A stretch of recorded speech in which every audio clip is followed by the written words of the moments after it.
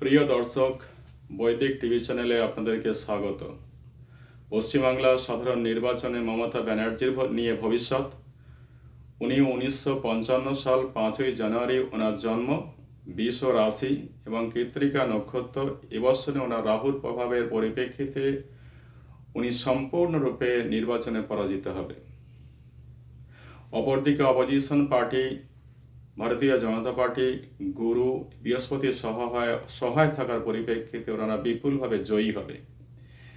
এবছরটা মমতা ব্যানার্জির পক্ষে অত্যন্ত ব্যর্থতা এবং এই রাজনৈতিক জীবনের সম্পূর্ণরূপে ব্যর্থ পরিণত হবে। আগামী 4 মে যখন নির্বাচনের ফলাফল প্রকাশিত হবে, আমার এই ভিডিওটা আপনারা মিলিয়ে নেবেন যে মমতা ব্যানার্জি সম্পূর্ণরূপে রাজনৈতিক জীবনে সম্পূর্ণ ব্যর্থতায় পরিণত হবে, পরাজিত হবে এবং বিপুল ভোটে জয়ী হবে ভারতীয় জনতা পার্টি। ভালো থাকুন। জয় হিন্দ। বন্দে মাতরম।